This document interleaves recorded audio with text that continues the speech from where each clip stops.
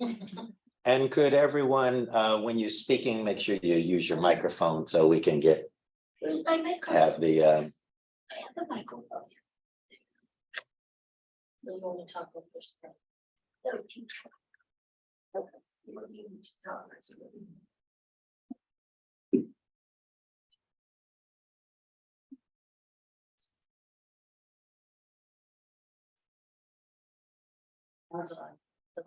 Okay. As Todd said, we'll call this meeting to order. I am Chef Crew, the chair, representing District 4. Yeah, why don't we do a quick round? Jeanette? I'm Jeanette Shelton, representing Sarah Lawson Ringer, District 3.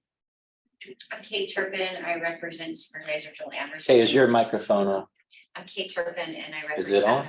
I'm Kate Turpin and I represent Supervisor Joel Anderson in District 2. Ricky Boyd Committee, and I am the member at large. Jessica Kramer, Jim Desmond, District 5. Thank you. And Lucius. Lucius. And then we'll, well, you've already heard from Brandon Butler with the Office of Ethics and Compliance. We also have Elaine Pitt. With Department of Human Resources. And then I am Todd Hood, and I'll be sitting down in a couple of moments right here. And Jaime?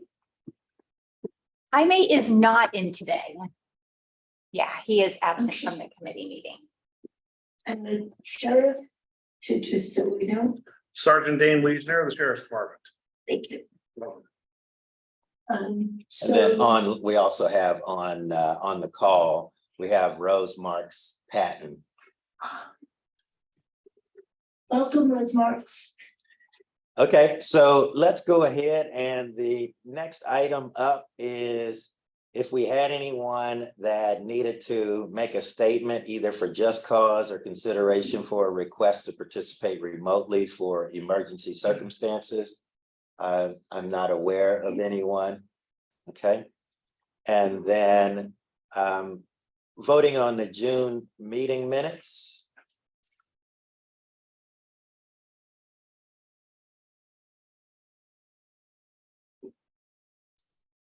No, I actually had not didn't read them, so does anyone have any concerns about them? Are they short? I had one comment.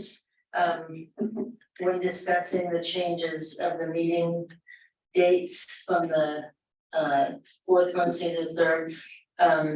It says Michelle made a motion to change the meeting date to the fourth Thursday of July. It's the third Thursday of July. And then the third Wednesday of every month thereafter. Okay. The third Thursday, right?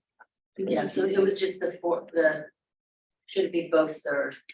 Third, and then to the third Wednesday. Yeah, it says third Wednesday, but it said fourth Thursday. Okay. So, and it should be Correct. third Hang on a second. Thursday. I believe that what actually happened is did we not meet on? Oh, we For didn't meet July. on the third Wednesday, you're right. We changed it right away to the fourth Thursday. Right. To the third Thursday, yes. Okay, Okay. we can adjust that. Anyone else? Any objection to passing the minutes? Hearing none, the minutes are passed.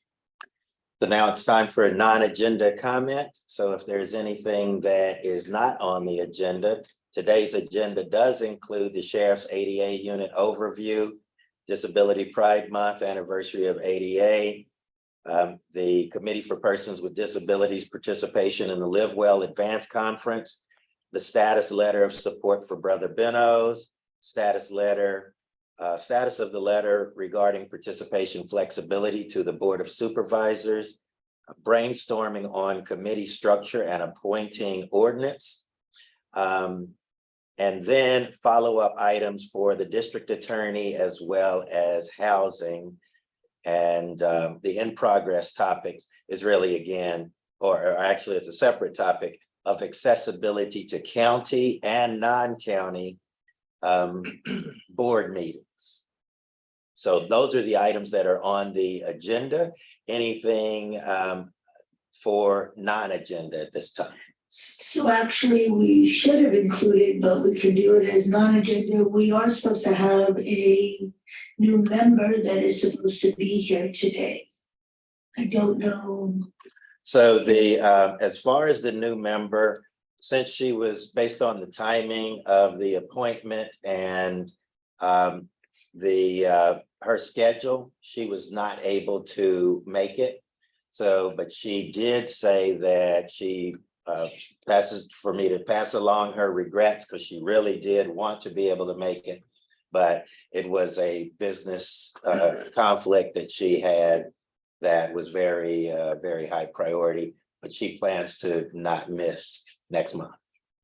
Okay, I would like to get her contact information. We can do that. Okay. Kay, I apparently knows her. I don't know if anyone else does. And I think her name is Alice Jacobs, is that? Jacobson? Her name is Alice Jacobson. She, I believe she's been in San Diego County, her entire life. She was a planning commissioner for the city of Encinitas for 10 years. She was appointed by Tara. She owned a newspaper called the Seaside Courier, which she sold. And she now owns a disability assistance service, which provides in-home help to seniors. She has a mobility, she uses a walking device because she has a bone disorder. And I think she's just a really classy, very intelligent, good-hearted woman, and she'll be a nice addition to the committee. I'm glad Tara appointed her. I would like to change that to the County Board of Supervisor Tara Lawson Raymer. Oh, I'm sorry, County Board of Supervisor Tara Lawson Raymer.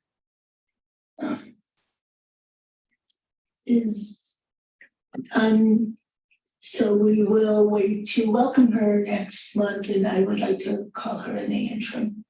Okay, sounds good. Next up is the Sheriff's ADA unit overview. Sheriff Dwayne is on. Thank you for having me here. Thank you to everybody virtually who's here today. Recording. Yeah, sorry. No, that's okay. I'm Sergeant Dane Wiesner with the Sheriff's Department. I've been with the Sheriff's Department for approximately 24 plus years. I've been there for a spell. I've worked various positions from the jails, worked patrol. Patrol as a training officer, corporal, worked as a PERT deputy with clinician for a time. I worked as a resident deputy back in the backcountry, out in the rural areas, as a canine handler and as a patrol sergeant. With like most of us here, we're probably involved in this committee because we're passionate about disabilities and ADA and things like that. I too have been exposed to that in my past or present too. Both my wife and my son have disabilities. I've got extended family with disabilities, and we've had to deal with the challenges thereof of mobility and invisible disabilities at the same time. So when this unit actually opened up, this unit is a brand new unit and actually started in just last month, June of this past month. The San Diego Sheriff's Department created the Americans with Disabilities Act unit in June of 2023. The unit's tasked with the oversight and assessment of all policies, procedures, processing, training, and required modifications related to the ADA for the department. Meeting all ADA requirements affects all aspects of public service and every bureau in the Sheriff's Department, from recruiting and retaining employees to public and community interactions to the arrest, transportation, booking, medical care, and housing of incarcerated persons and court processes. It is a responsibility of all employees to uphold the ADA and related state laws. So the Sheriff's Department strives to provide individuals with disabilities equal opportunities to programs and services in accordance with the ADA. That is basically what our mission is at right now. We're still in our infancy, we're still growing, we're still in the process of trying to, we're focusing on a lot of things right now. Not much of the liberty to discuss much of that, and hopefully at some time in the future it can come back and we can present something that to you. But I just wanted, Todd opened the invitation and I wanted to accept that invitation to come out and meet you. Thank you, Sergeant. Do you have a contact email or phone number that you can share with us? That phone number is always needed because I don't. I'll give you my email address right now, and then privately I'll give you a phone number, okay? I don't have a desk phone at this moment, Okay. So- I assume that you're- yes. okay? So, but my email is real simple, it's Dane, D-A-N-E, .Wiesner, W-I-E-S-N-E-R, at sdsheriff.org. 1 R, 2 S for sheriff. That was Yeah. Thank you. And if anybody has any questions, maybe I might be able to help or answer some questions or take note of them. Let me check with the committee first. Does anyone else have questions? I do have a few. Go ahead. So my question is, you mentioned that you guys have a lot of plans, but Yeah. that you can't mention them to us. And I'm imagining what those plans could be and wondering, is there a particular reason why you can't share them with us? And what are the plans that you can share? Well, I can't share with you what our synopsis, our mission is right now. That's what I can share. The plans are in flux. So there's a constant flux of information that is coming through. You may have a good idea right now, 15 minutes, it might change. So I don't want to tell you or share anything to you that is not concrete, unless we actually have something that is established, approved, and moving forward with. So that is, again, we're a brand new unit. We're about a month old. There's a lot going on. And we're busy working, and the team is busy working and doing a great job. And so that's why, you know, in the future, I'd like to return and give you a better understanding of what we have in play. Sergeant, let me interject. One of the things that we wanted to do was, as he mentioned, in its infancy, to come and have him introduce himself so you all would know, you put a face to the policy, but also for him to be able to hear from you. So to really hear some of your concerns, your perspectives. He's actually had the ability to go in and listen to some of the past meetings or recordings, but you know, nothing's better than being face to face. Now, he won't be able to answer or respond to certain things, but this gives us an opportunity to proactively Open a dialogue. start that dialogue. How many people are in this unit? Currently, there's a captain, a lieutenant, myself, the sergeant, and 2 deputies at this point in time. So 5. There's a total of 5. Yes. That is, we're also working alongside with our medical services division and sheriff's legal, of course. And so there's an influx of other divisions and bureaus that are helping and assisting with this process. So it is, again, in its infancy. There's massive growth that we look for in the future. We just don't know how vast that's going to be just yet. We just have a lot of ideas, a lot of plans, and a lot of eagerness to make a change. Well, I would be open if the committee agrees that to offer our assistance in any way if you need feedback from, Certainly. if you want to do any stakeholder groups. Mhm. I don't know how the rest of the committee feels, but I would be happy to help out as you're developing your policies and procedures. Yeah, I think our committee would, that's what we've talked about. Mhm. So I'm sure, are there any objections to that? I can't imagine. No, we would love to help as a committee or as individuals. We would love to hear what you have to share. It looks as though Jessica has something that she wanted to share. No, I thought you, No, I wanted to make sure I didn't dominate the conversation. This is my area of lived experience and personal purpose and passion, which is 911 reform for seniors and people with disabilities, including invisible disabilities. Mhm. So I really appreciated your introduction. Well, thank you.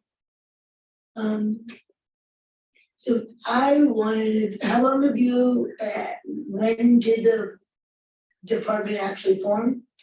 The unit, The unit, sorry, June of 23, just last month. the beginning and. I started there June 16th, if you want to know a Okay, specific the date. middle. Okay, I just wanted to know, like, sort of, So we're right about a month. just, yeah, that's what I was. Can you share the names of the captain and lieutenant? Captain Carl Darnell, Lieutenant Livian Cole. And the deputies that are working with me are Corporal Kimberly Wilson and Corporal Paola Renee Aguilar. Excuse me, it's Paola Rendon Aguilar. Is that one woman, two women? 2 women, yes. I couldn't jump on it. Both corporals? Yes, ma'am. Do you know much, oh, I'm so sorry.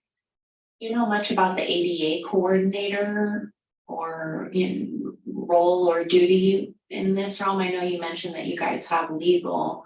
Do you know if there's going to be anybody whose duties are to coordinate, recognize, gather and coordinate various ADA reasonable modification? Yes, that's what the unit is all about, is to deal with ADA compliance and oversight of everything within sheriff's facilities.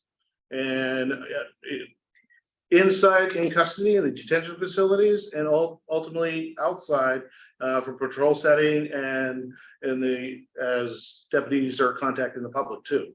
And allowing resources for the deputies, training and information so that they have some concept of who to contact if they need help. so it'd be Law Enforcement Services Bureau as well as Court Services Bureau? Court services, law enforcement, detention. So it's all encompassing, or it's gonna become in phases. And it's a big process.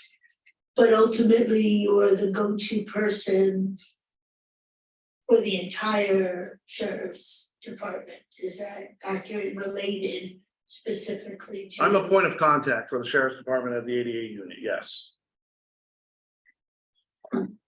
Jessica, do you want to pose any thoughts for him to work on that we can get answers to, or any other specific things? Because I do have a few that did come up when we did speak with.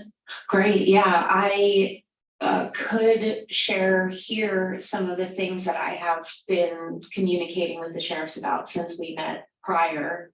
I have been able to share what I think is one of the most important parts of the patrol services, which is the ability to recognize, accommodate, and appropriately respond to a person with a disability on the scene in the moment, as well as how do you qualify? So there's a Senate Bill 338 that mandates that law enforcement agencies in California update their senior and disability victimization policies, which if agencies had them prior, they were called elder and dependent adult abuse.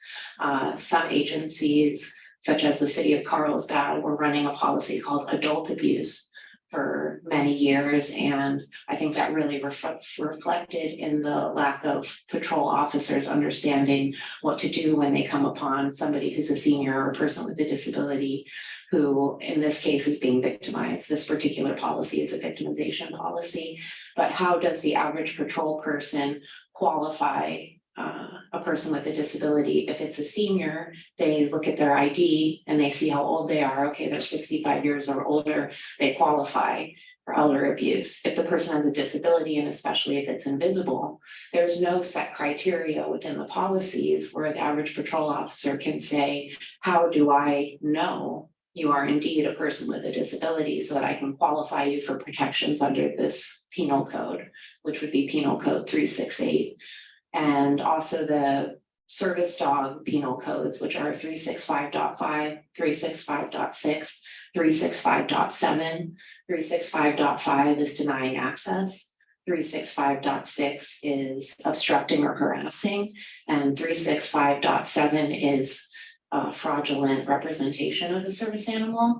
And obviously there are some challenges posed where the ADA allows 2 questions and 2 questions only to verify the service animal, which is do you have a disability and what task or service does this animal provide? Anything beyond that is considered a violation of a person's ADA rights. So it's very challenging for an officer to be able to define whether the person qualifies as a victim of a service dog crime or is fraudulently representing their service dog. And so I think a lot of the work moving forward is going to be, how do you qualify a person as a person with a disability entitled to special protection and special consideration under the law? As far as dependent adults go, which is a misnomer, and the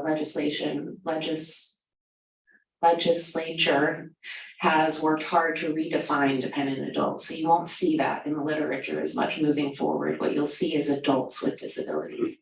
We have seniors who have disabilities that can be caused by advanced age.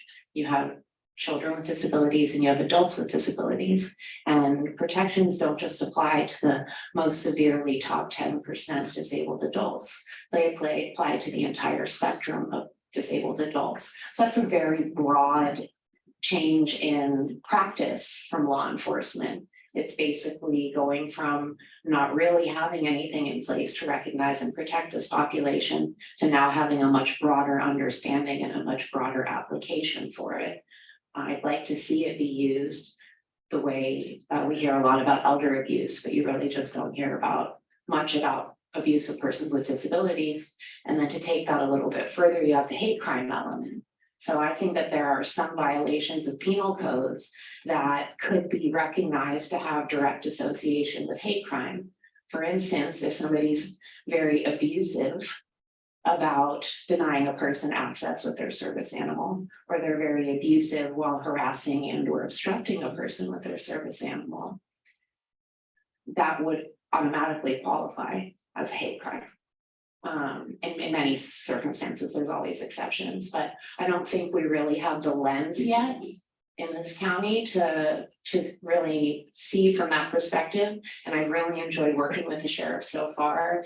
I've gotten just wonderful receptivity. I've had wonderfully engaging conversations. I've been met with very intelligent and eager staff members who find this topic to be personally meaningful. And I really look forward to seeing a different future. Thank you, Jessica. It's on. Okay. I would like to just make a quick mention of correct me if I misunderstood. You actually listened to our meeting specifically with the sheriff's department, that I believe there were 2 of them. No, yeah, about a year ago, you had one and there was one a few months later. Yes. Exactly. So you'll probably recall that one of our members who's not here. Let me digress for 1 second, because it's Jose. He did call me and I should have said that at the very beginning of the recording. I apologize.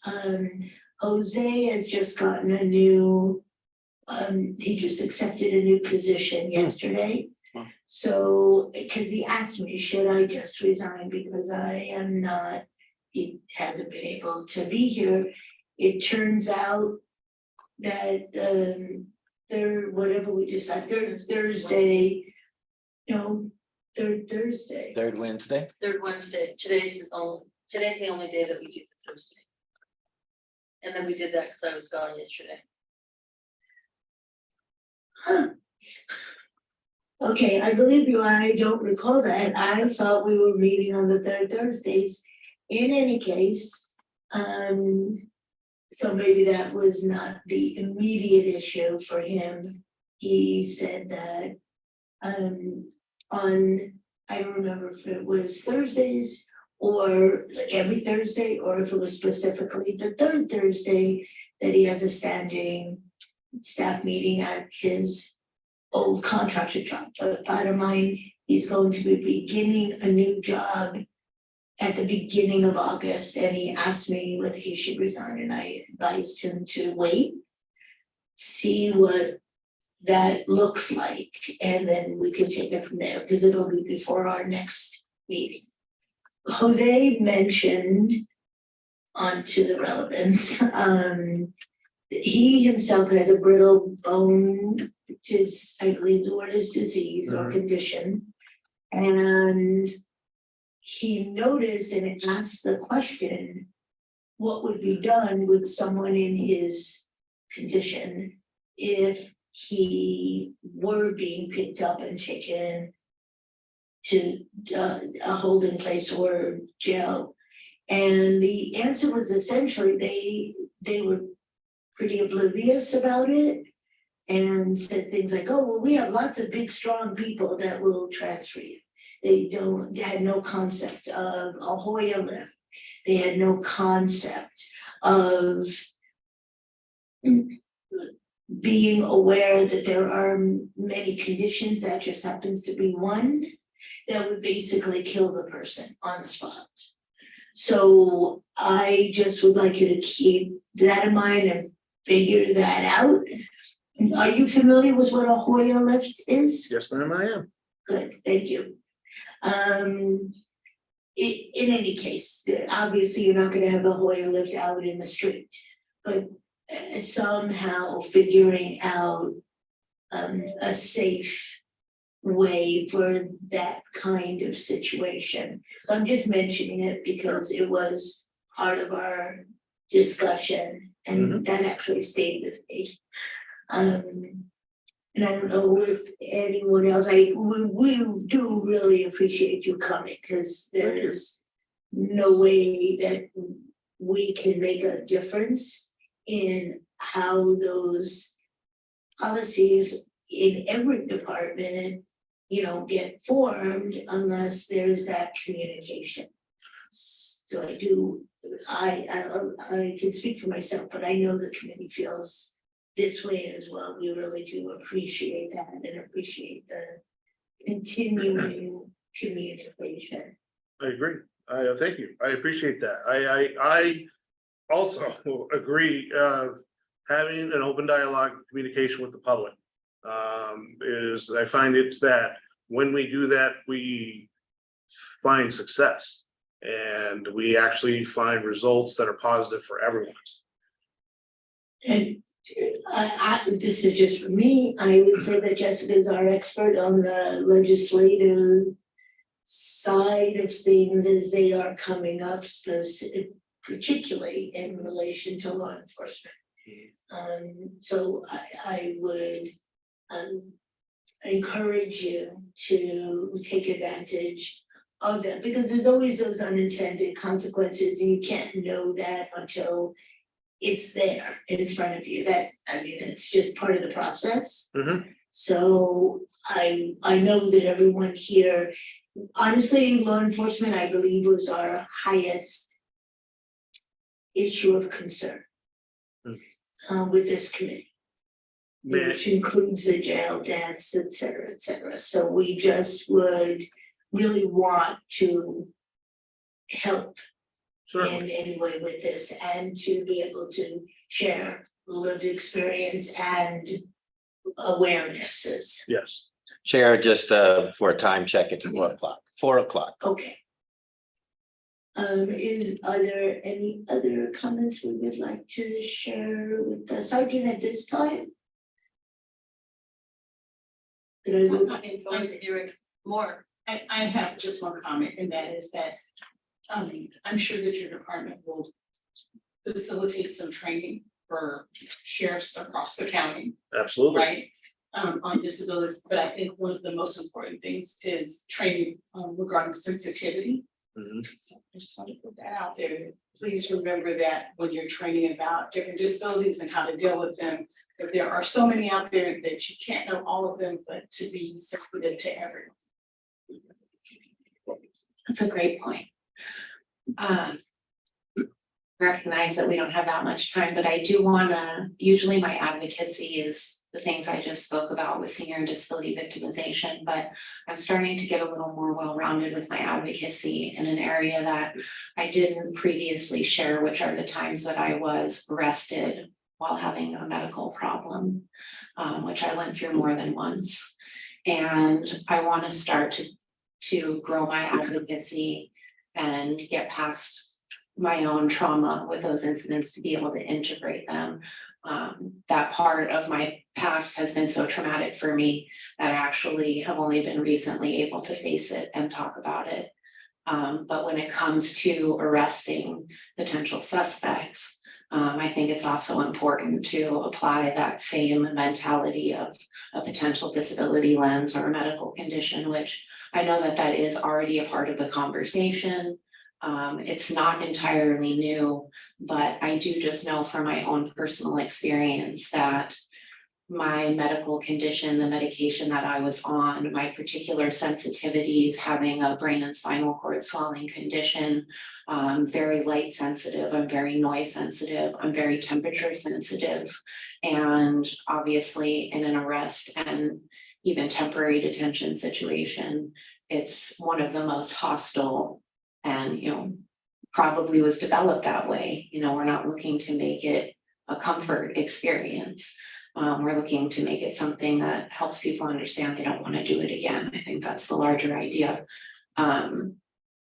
But it's such a hostile environment for somebody with a medical condition that if the initial officer is misunderstanding and does decide to take you to jail instead of the hospital or home, and you do end up being booked, and for whatever reason you appear fine and you say you have a condition that that person's never heard of, which for me is recurrent meningitis. I've had even many doctors tell me that they didn't think that really existed and had to go verify and get records before they were willing to treat me medically as opposed to psychiatrically. And so I really want to express also the significance of the alternatives to incarceration, because the deaths in custody often happen because the wrong people are being brought to the facility in the first place. And those alternatives can really start at the patrol level. Thank you. Thank you, Jessica. I always appreciate your willingness to be vulnerable for the sake of making things better. Thank you for sharing. So Next, thank you. Madam Chair. Yes. I was just gonna remind, it looks like we still have 8 items on the agenda. Okay. Time boundary. the next item on the agenda. The next item on the agenda is Disability Pride Month. I can do a brief of what I said earlier while we were waiting for the quorum. And then why don't we go ahead and go with the Committee for Persons. Exactly. And the woman who's on the screen. So Rose, will you go ahead and Yeah. you're up. Okay, sounds great. I did prepare a brief presentation for today. Hold on one moment. Let me get the volume. Let me get my setup here. Thank you for joining us. Okay, try that, Rose. Yes. Okay, can you hear me now? Yes. Much better. Okay, great. We did prepare a very brief presentation today, so I'm just going to share my screen. Is the presentation coming across okay? It is.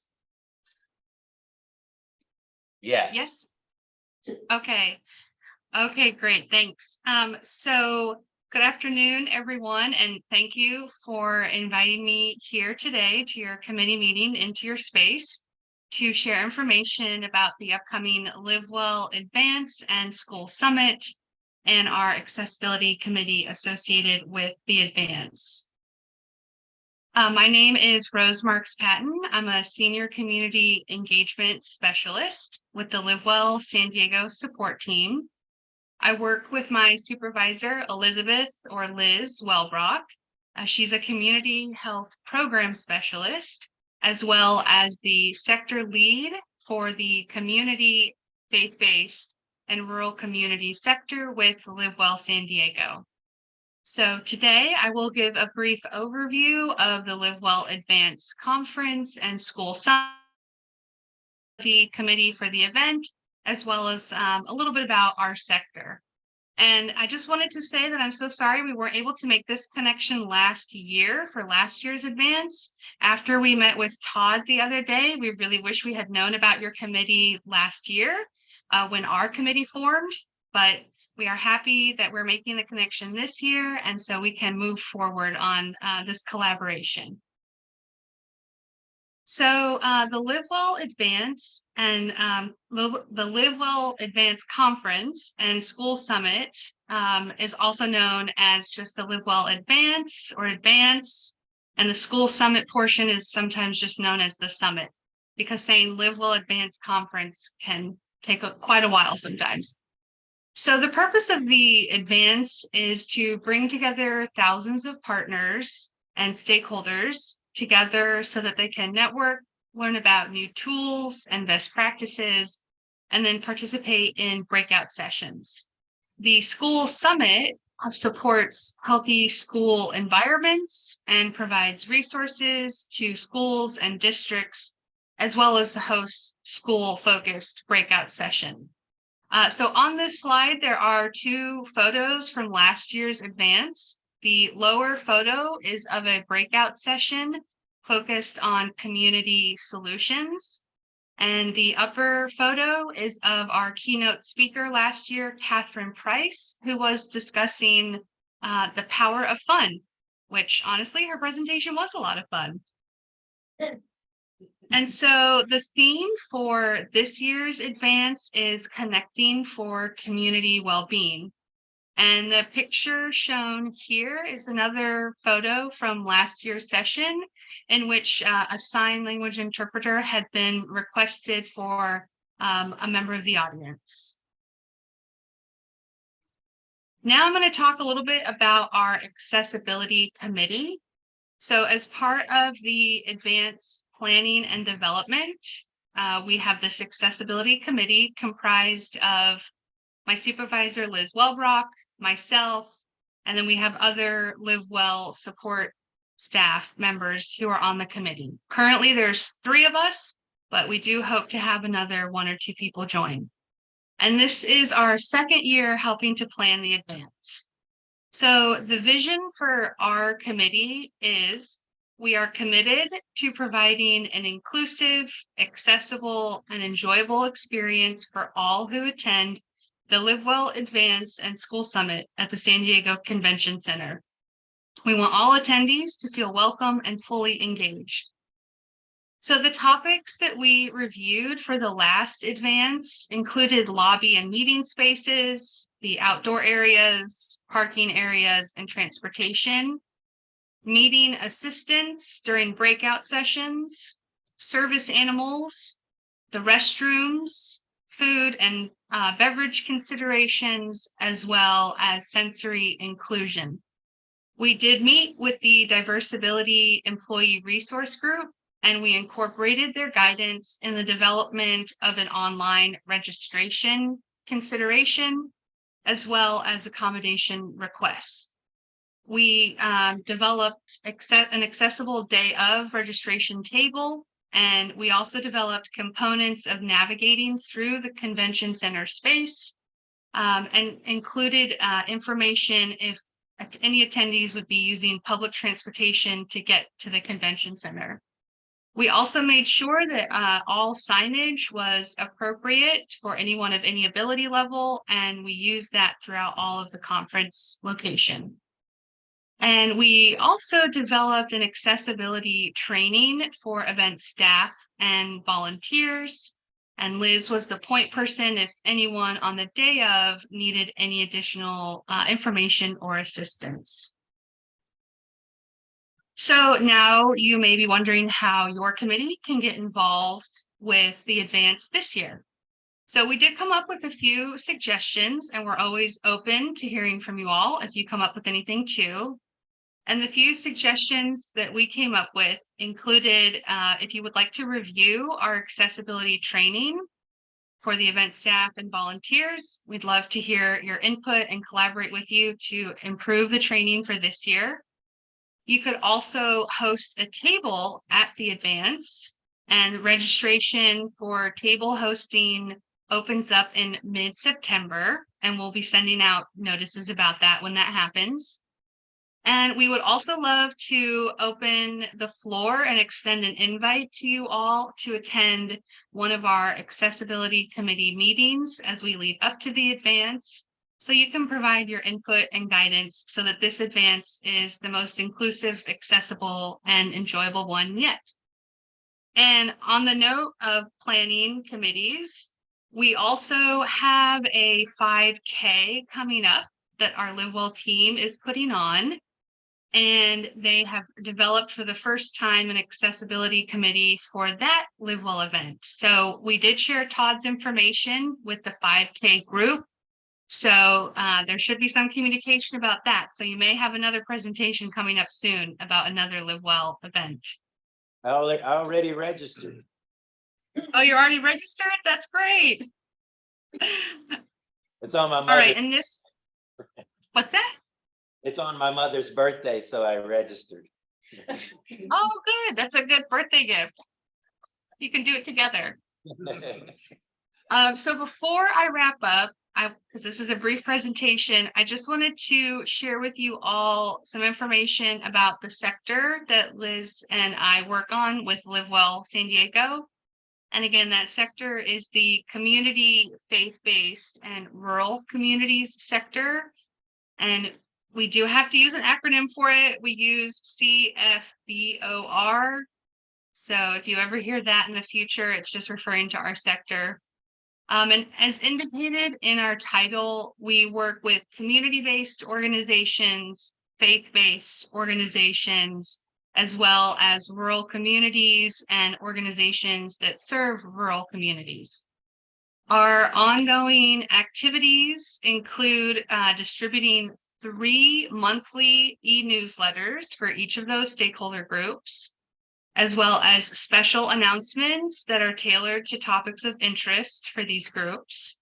We host monthly discussion groups for community-based organizations and faith-based organizations. And we also host quarterly telebriefings for our community and faith stakeholders. And then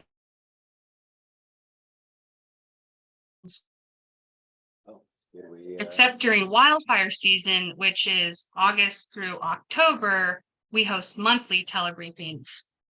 So our telebriefings are, we transition now to this panel style, which is really wonderful, where we have leaders from communities, whether it's community, faith, or rural.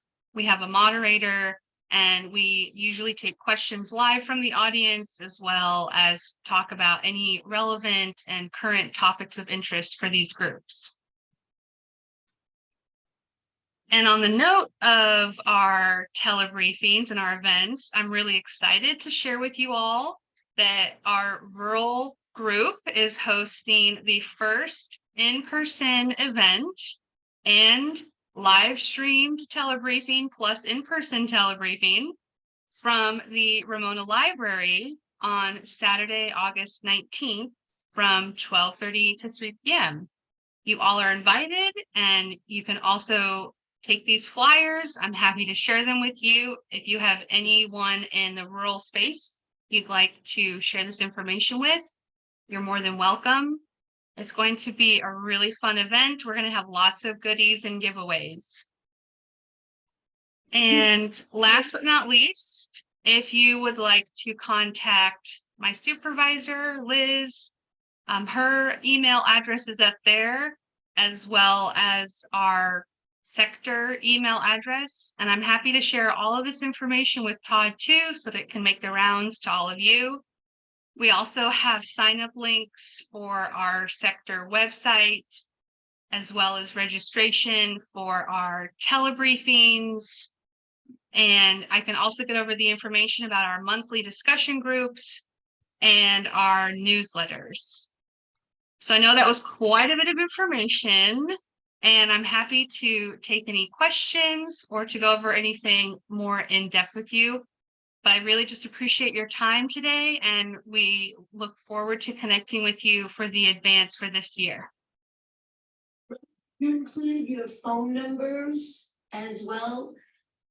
I don't use email. What was that?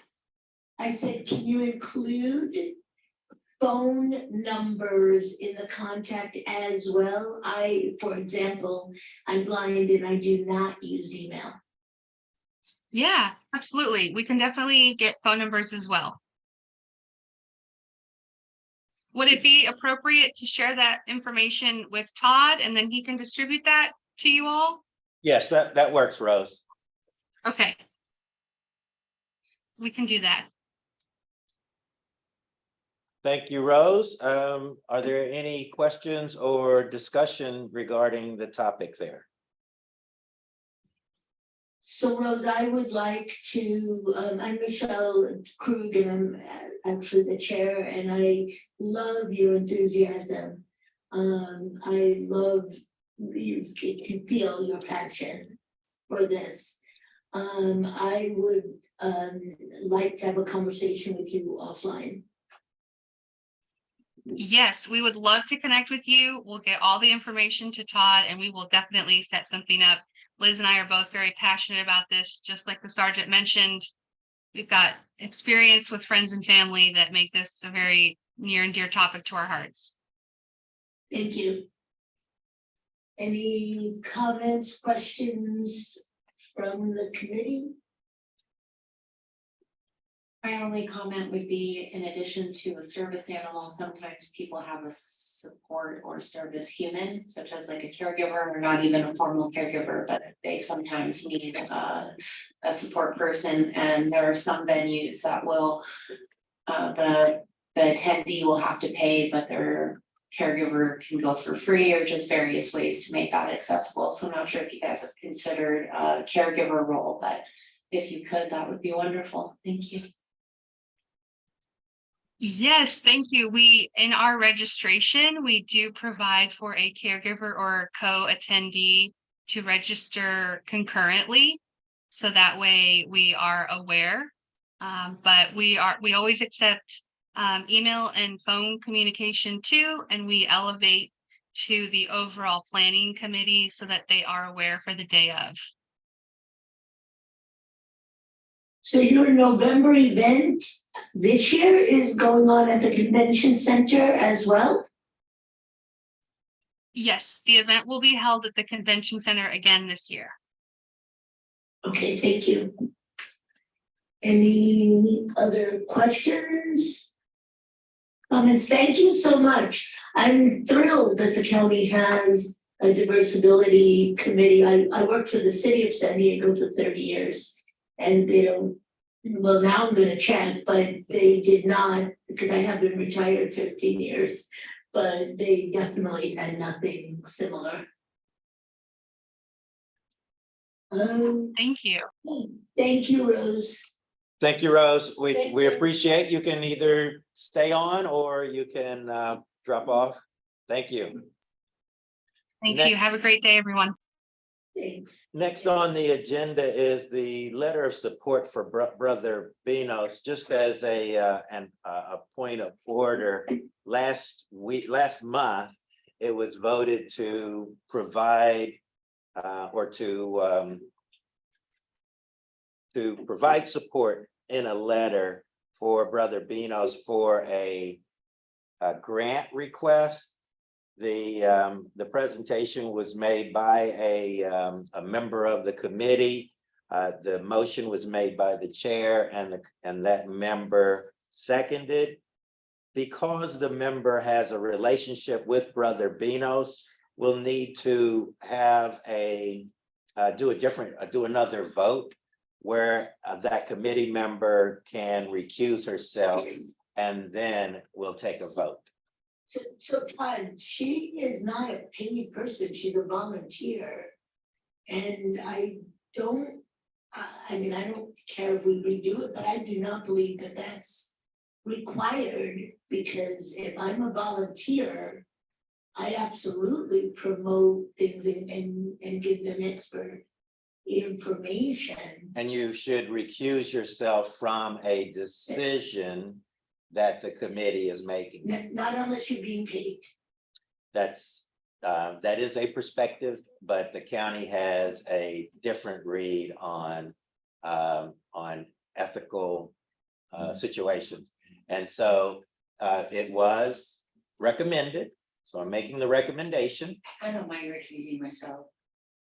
Do we have enough people for the vote, though? Yes, you've got a quorum. Without mine? It's fine.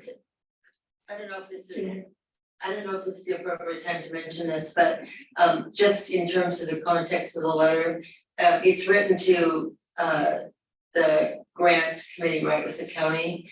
And then down in these bullet items, it says grab bars in your existing tub and shower, shouldn't it be the?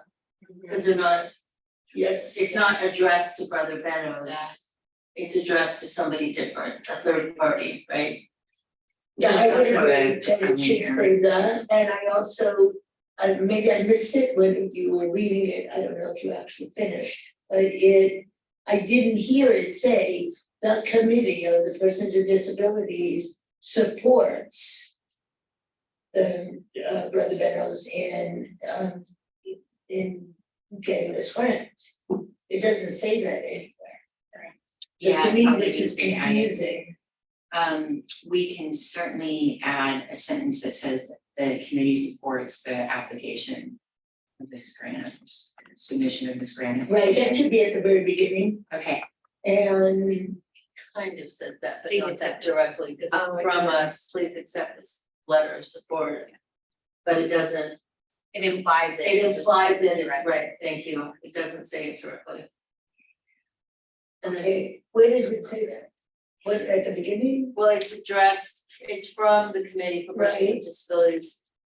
It's, please accept this letter of support for the community enhancement grant application by Brother Benno's. That's at the beginning? Implying that it, yeah, implying that it's from this, that it's I the see. support of this committee, but it doesn't spell it out in. Okay, so then we just 100% really words. have to There's add another, the yeah, it should say the name of or. the committee. And then, Please accept this letter of support from the Committee for Persons with Disabilities for the Community Enhancement Grant application for Brother Benno's, submitted by, submitted by Brother Benno's. Mhm. Okay. is that their official name? Mm-hmm. Brother Benno's Foundation, okay. So they got it. Any other suggestions, thoughts? Make a motion that we, there's one more typo in Dover County, the county needs to be respelled. But how is it? I'm gonna give it I'm draft, not saying it out loud. it's spelled C-U-N-T-Y, Oh, the O is missing. But I'll get the corrected draft over to the main. and what happens with the letter? Does it needs my signature? It needs, It's signed, it says sincerely Michelle Krug, chairwoman. so we don't necessarily need it as a signature. I'm fine with that. And is it 40 dash years or just 40 years? It's 40 years, so we'll take out the hyphen. I don't see the letter, but I did get from Jaime that there should be an apostrophe in Venos, Is Why that- do you not have a letter? Elaine, do you have another copy? It's fine. I gave mine up. Yeah, I understand. Yeah. So, Okay, we'll add the apostrophe. yeah, there it is. Thank you. I'd like to make a motion that this committee approve the letter with the discussed changes and any other necessary changes that do not change the essential content of the letter. So any grammar, spelling correction. Yeah, the substantive content. To move this letter forward to the appropriate parties. And I will happily second, I will second that motion. Or did you want? No, go ahead, that's fine, it's from you. Thank you, Regina. Do I abstain, Todd? Is that what I do? Yes, Recuse is not an official vote. So no, I Abstain. abstain. So are we doing a roll call vote? That's what Katie always said. Elaine, do you want to do a roll call vote? Sure. All right, Michelle, I, right, Rakina, Vote in favor. Jeanette, I Kay, abstain. Jessica, I thank you. the next item is the status of the letter regarding participation flexibility to the Board of Supervisors. And this is the teleconferencing. yeah, that actually, I'm gonna suggest that we table because I will work on that, but right, we haven't had a chance to do it, so I would like to put that off for next month's meeting. And then the next item is brainstorming on the committee structure and the appointing ordinance. And that was, again, to look at how the committee can be structured, I think, for teleconferencing. And if there are other, I think, the committee member Turpin had points on that agenda item.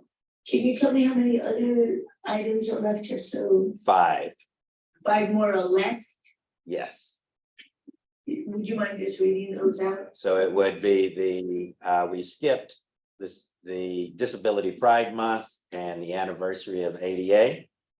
And then because I spoke prior to the meeting beginning, so Right. that's not on record. And then we have district attorney follow-up items, the housing follow-up items, as well as, which this is one, but it could be 2, accessibility to county board meetings, as well as accessibility to now non-county board meetings. Okay, and that's a standing item at this point. Okay, we can do the case suggestions and. My understanding though is that we discussed this at the last meeting with Brandon. And that we were going to have the staff do some research work to see what opportunities, if any, were available for a restructure. And then bring that information back to the committee. Oh, that's what you're talking about. Am I delusional? In my mind, I'm mixing, so this probably So should be the, on here at this time. as far as what staff has provided the report or the options that the committee has for teleconferencing. Because is that the No, topic? we spoke about that at nauseum as we have in many other meetings. But that my understanding is that, and maybe I was too persuasive or, but my understanding was that we would at least explore redoing the structure of the committee if possible. So we would no longer have to abide by the Brown Act, which would change the entire composition of the committee. So that was provided, and that was the document, the 3, Randall said that you can disband or you can work to change the ordinance to go to the state on restructuring the Brown Act. And by doing that, going through the Board of Supervisors. And so I think the discussion was they don't have to be mutually exclusive. But one is disbanding the committee, And the other would be to request the Board of Supervisors. Well, that's how you would disband, would be requesting the Board of Supervisors to disband the committee and then to Right, the Board of Supervisors wouldn't create the committee, because if the Board of Supervisor creates the committee, then that makes it subject to Brown Act. So then the Committee for Persons with Disabilities would be a different. About ordinance, right? Right. So I think that that's the thing we're looking for. And that's not to say that that's what we want to do, but it's what we want information on is. Once you if we were not a committee, what are the other options? I know that there are advisory boards, and I'm not sure what the rules are that go with an advisory board as opposed to a committee. Well, So you all wouldn't make a decision on what happened once you're Once you disbanded. disband, we're disbanded. You don't make a decision on what happens going forward. Well, I mean, I think part of the thing is, how would we even lobby or make the suggestion if we don't know? Because something. And I understand that that would not necessarily be our call, but someone makes the call, and how was that call made? And I think that we need to understand those processes and what the different entities are. Well, departments can have an advisory committee. And that would be from the chief administrative office. So they would work with the chief administrative officer to establish whatever advisory committee a department. And we have that. Registrar of Voters, by the way, is a department. Well, actually, it's state. It's a state legislated item. But there are departments that have advisory committees that they have established, that the department has established, but not the board. Is that the Behavioral Health Advisory Board? Is that an example? I of that? don't know, Okay. I don't know all the different I know one structures. area where we left off before that I was very eager to hear back from was if some other boards, committees and commissions are meeting virtually. Okay, so I didn't contact my friend who runs First Five. I forgot to do that. I need to do that. My understanding is that we left the last meeting after we had a very long discussion about, whether we were willing to discuss, like Regina had mentioned, disbanding this committee because it was created by ordinance, but at a very minimum, having the requirements in that ordinance revisited. Because the ordinance was created in a way that we were locked in with supervisor appointments and we were locked in with individuals that could participate. And we're having a hard time making a quorum. And so what I remember was we said, is there a way to amend the ordinance and allow more participation? Maybe the supervisors get 3 appointments instead of 2, so we're not short with a quorum. And then the second thing was, what would happen if we disbanded the committee? And I do remember this part, and the chief administrative officer created an advisory committee. So simultaneously, upon disbandment, we would do an immediate reorganization of an advisory capacity instead. But it wouldn't be, it's not our decision. We can recommend, which I will adamantly be against, that we disband, then it's up to the supervisors to vote on disbanding us. It's not Correct. us. But we And- wanted to look at the process, or if it was even possible. They did. That was, to me, that was discussed. The process was that we would vote to make that recommendation. No, we asked specifically, I'll have to go back and look at the meeting, but we asked specifically if the ordinance could be revisited because of the restrictions that are put in the ordinance. And I remember specifically discussing how can we get more people on the committee if we keep it the way it is? Because it hasn't been amended, my understanding, since its inception. And maybe it's not a bad idea for our legal counsel to look at the composition of the current committee we are gonna continue to have problems, just like we did today, if with this quorum, if we don't somehow have more at-large members, because not disabled people can't make the trip all the way down here to attend every single meeting, and we're bound by this Brown Act, and we have to appear in person, and we have all these issues.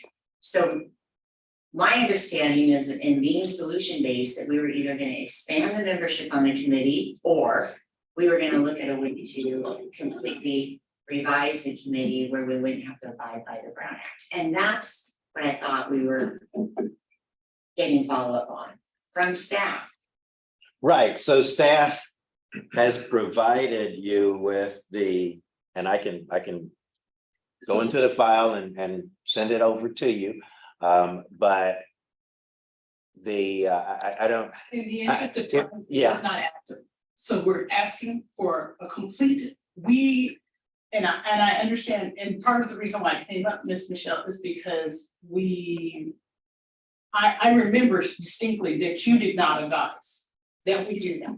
But I think that the committee did not have a full understanding of what are the advantages or disadvantages of being a board as opposed to being a commission, what happens, how would it help us, how would it hurt us?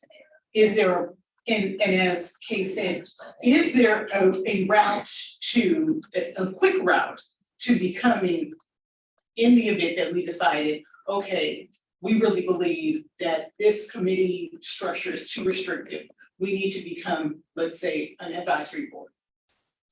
What is the quickest route to that? And is that even feasible for us? We just wanted the information, and we do not have the information. We would like the information. Is there a motion? We made a motion at the last meeting to direct staff to bring back That's true. information. That was what the motion was the last time. Yeah, so we can recreate the motions to, if we're allowed to, direct staff to look at what it would take to amend the existing ordinance to allow more participation and membership. Whereas now we're restricted to 2 appointees per supervisor and at-large restrictions.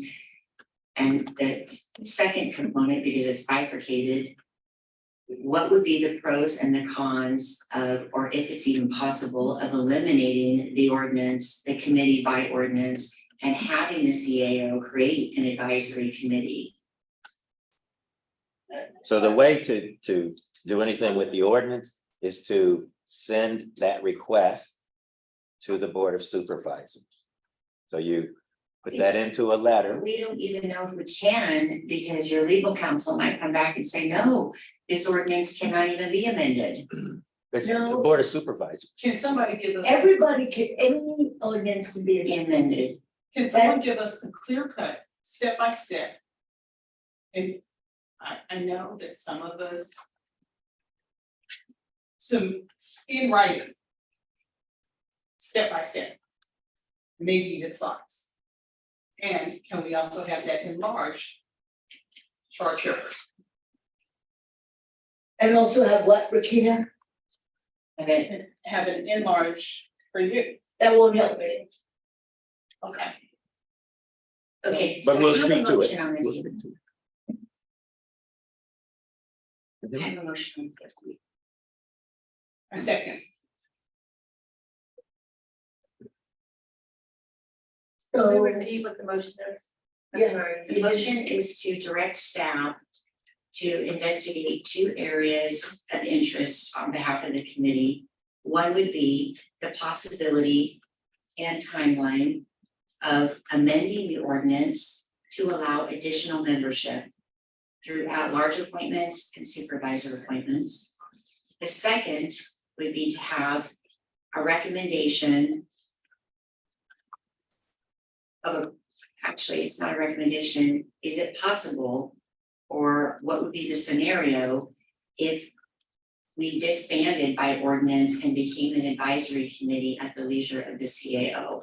We would like that information brought back to the committee. it's not at the leisure of the It's not a. However, the other, what, I don't even know what the process It would have is. to be a department. Okay, well, we wanna know what the process is of having that done.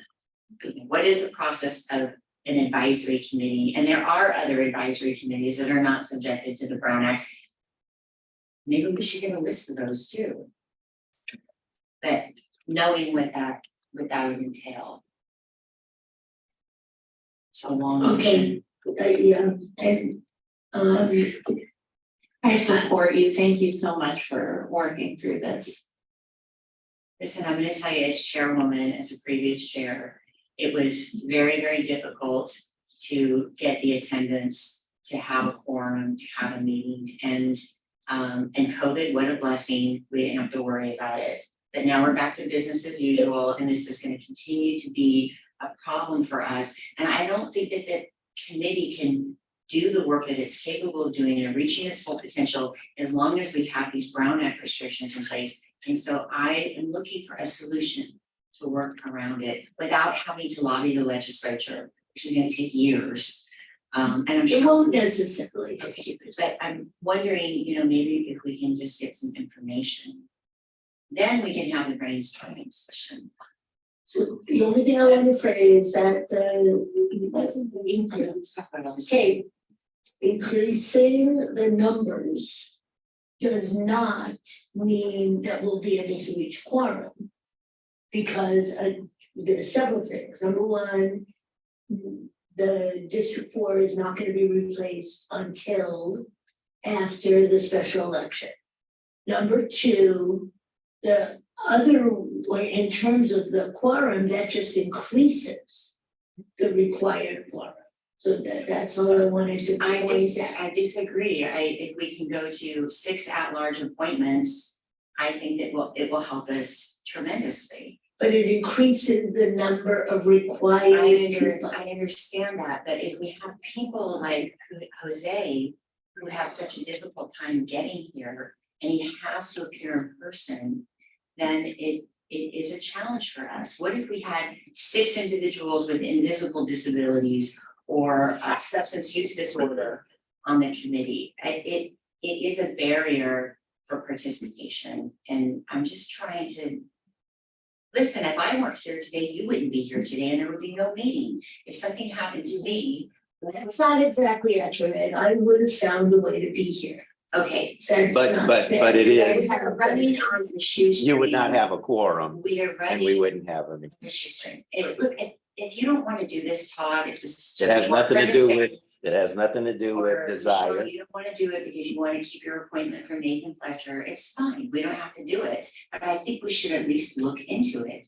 I would still be keeping my appointment. It has nothing Well, to do. I just think that we do need to look at what, are there any places in the ordinance that we can alter? Because, and I get that sometimes when you increase the number, right, it also increases the quorum, so it's kind of a catch-22. But I do think it's something that we need to look at, because right now our numbers are so tight. You really can't afford for anyone to be missing, right? So like today, I was like, oh, I really not feeling my best. I really have a lot on my plate today, but I know we already have one person saying that we're gonna be here, so I have to be here or else we wouldn't make quorum. So that's where maybe if we did have more people, it would give us a little bit more leeway. So I mean, it may be quorum is not the place that we need to go in the ordinance. But maybe we do need to have some time to sit down and look at the ordinance and see where changes can actually be made that would not violate Brown Act. Where we can get some leverage to do something, because right now we are running really close. I feel, it's not that I don't want to, but I think, Brandon, in our discussion, you made a point, and I said, that's not a good idea. But Brandon said that, I'm sorry, I put you out on the, but he said, because I told him that the fact sheet previously said that these meetings would be quarterly. But I believe that the work that this committee needs to do is monthly, at least. But that is an option that you all do control solely in your hands. You don't have to seek any other approval, is you control the meeting dates and the times. So that's an option. I feel pretty excited about learning more about the ordinance and our structure and other structures and what options are and how to understand more. So I'm interested in that information. And does everyone have access to the ordinance itself? Didn't you give us a printout packet? Well, it's also on the Committee for Persons with Disabilities page, and the ordinance is right there, Article 3 in county. I rescind my motion. I really do need to leave at 5:30. Can we just table this and move on to the other agenda items? Can we make a motion to bring it back after we get some understanding amongst our group? When you're saying amongst of the group, you're talking about the committee, you're talking about, Yes, the committee. it's always able to be brought back. Well, let's bring it back. I understand, I'm saying that's. That's, it's always able to be brought back. And from a time standpoint, we've got 10 minutes. And we had the follow-up items for district attorney, housing, those we could probably have the committee table. Yes, I am literally like not having the district attorney conversation for me. I didn't say anything last time, but if we're not gonna have it this time. what is it that you'd like to talk about, Jessica?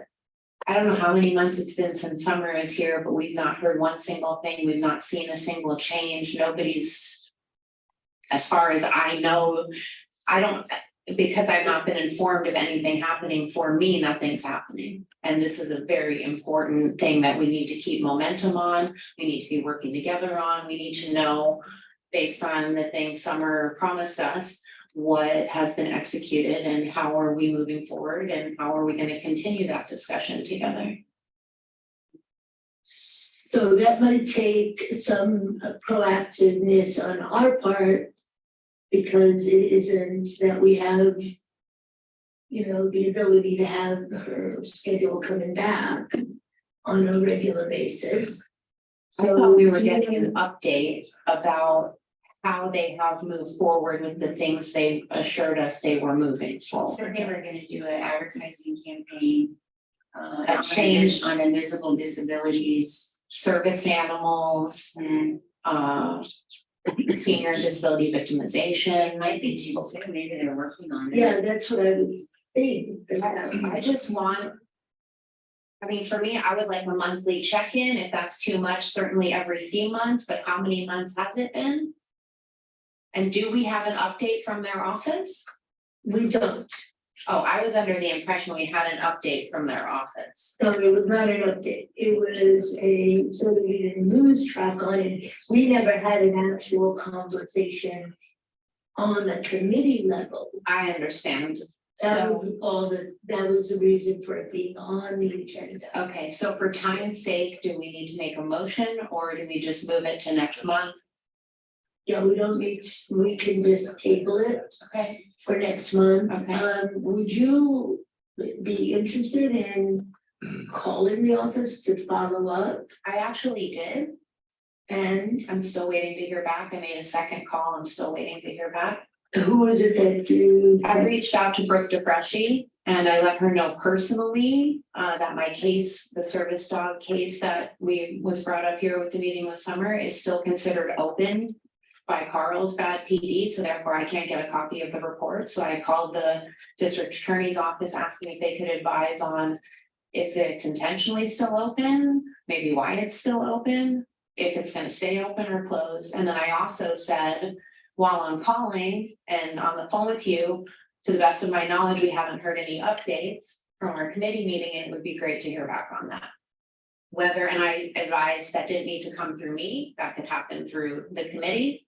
And yeah, so I was under the wrong impression that we had an update from the district attorney's office, but knowing now that we don't, I would either like to continue the conversation for next week to really be clear on what we're doing, I mean, next month, or right now, just get clear on the fact that we would like an update. And if anyone has anything to say. Is it possible for staff to follow up with Summer Stephen's office and just, Ask for an update. yeah, ask for an update and like, would they project their ability, like the frequency, right? To be able to update us, because maybe we're in our minds looking for something monthly, maybe that's not possible. If they could just tell us what is possible for them, then we can hold that. Right, so these agenda items are for the committee to discuss which items you want to hear follow-up on. That's what the discussion of the follow-up items that you want to hear from the district attorney as well as housing. So So, in the district attorney, it sounds like the things that were mentioned were the, Ad campaign, excuse me, the ad campaign. yes. And The changing of the pictures Yeah, marketing. Also specifically the changing of the pictures on the San Diego Elder Independent Adult Blueprint so that it reflects a more diverse population. Mm, My request was that it include a person with a service animal, and I believe Carolyn asked for a picture of a veteran. okay, and maybe they have the collateral materials done, and it would be good for us to see them. If they were willing to share them. Thank you. okay, so it's not that long. It's No. very much. Can we talk a little bit about the structure of the agenda? When I was chairwoman, I only allowed one presentation from county staff because they would take up so much time. And this is the second meeting that we've had where we've had to table items that we couldn't get to or do a thorough discussion on because we've run out of time. So I would like to make the suggestion that whether it's Todd as a staff person or it's a visitor from another county department, that we allow one presentation at our meetings so we can get through our business items without having to table them or possibly extend the meeting time. Because it is frustrating when we have to end the meeting and then we table something and then it's getting now tabled for the second month in a row. So, I'd rather not make it that rigid only because there are things that do come up that are timely, that, it's gonna be happening in the next, couple of weeks, which would be before our next meeting. But I think that makes complete sense that for the most part, like, for example, Todd added the Rose. And I don't, that might have been something that could have been scheduled not at the same time as the sergeant. Or, whichever came first. I believe it was the sergeant that came first. sergeant came first and then the timeliness, so that's fine. I'll bring less to the committee so we can manage. But when there are, time relevance, like if this event was happening next month, then we would want to hear it. We started 30 minutes late, Well, that's true also. so, I'm wondering if it might be helpful that maybe we do need to look at how our meetings are running. Because part of what I'm thinking about is actually the presentations were pretty short. Thank you. Yeah. But that maybe we need to figure some things out because sometimes maybe our discussion is going longer, so maybe the idea might be for us to shorten our discussion and maybe carry over additional discussion on the item to the next meeting instead of doing all of it at That's the fair. presentations. I timed the presentations and their presentations were short. But by the time we get input, the sergeant actually was on the floor for 35 minutes. And Rose, even though she had a brief presentation, she was up on the screen over 15 minutes. And that does take out a big chunk of time out of the meeting if we're looking at a 2-hour meeting block. So we do need to maybe we limit the question and answer period or the comment period or the presentation time. But we are spending a great deal of time receiving information, which is great, but we're not carving out the time that we need to do the discussion items. And for me, that is, I would do it as a 50-50 because that is part of what we wanted to do, is to reach out to the different departments and to have that relationship started. And I don't want to lose that momentum. But there are ways that we could limit the discussion and just say we're gonna do no more than, 50 minutes or whatever it is on each item. We haven't because it's really been to the point of, is this important to the committee members? And obviously when it has been important, there's been more discussion.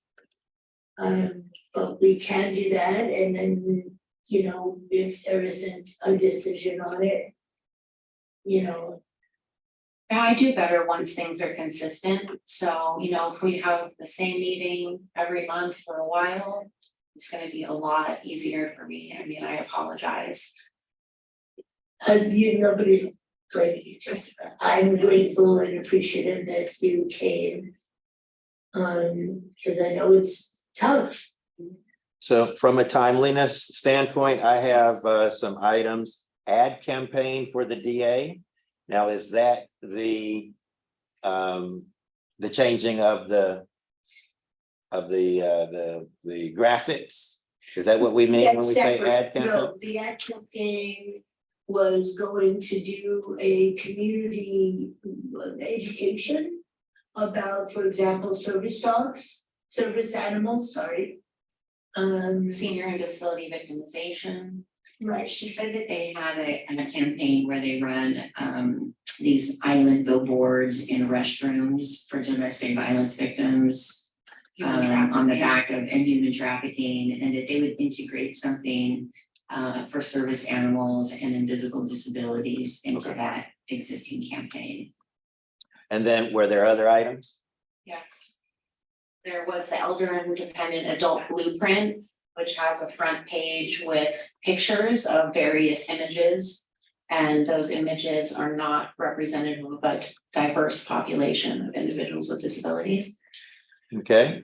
And also we discussed something similar to what we discussed here with the sergeant, which is the DA's office improving the Elder and Dependent Adult Blueprint, but also just providing better guidance to law enforcement so that the average patrol person has a better understanding of how to qualify a person as protected under disability rights laws. All right. Other items?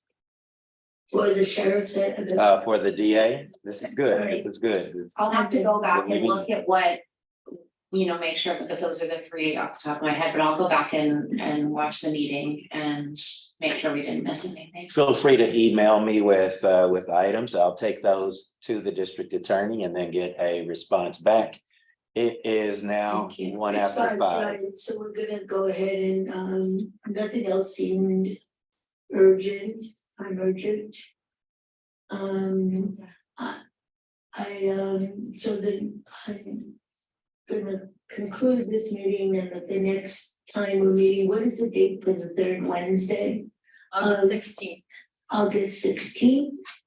At 3:00 will be our next meeting, and Jose will be making a decision on that. I'll also be more proactive about, I did reach out to Candy 3 times, so I will try to see. She did actually respond. I haven't been able to read it though. And we'll have a new member. Well, that's true. Remember next time. Yes, and Todd, you'll forward to me her phone number. Yes. Thank you. Is there anything else that's time urgent before we conclude? No. Thank you for people being here. I do think that this stuff that we went through and the diversibility group and the liberal activities going on are, you know, all a part of our moving forward. And I'm glad that that did get discussed. We can cancel So- our turn, terminate the recording. You're adjourned? Yes, Adjourned? Okay. thank you.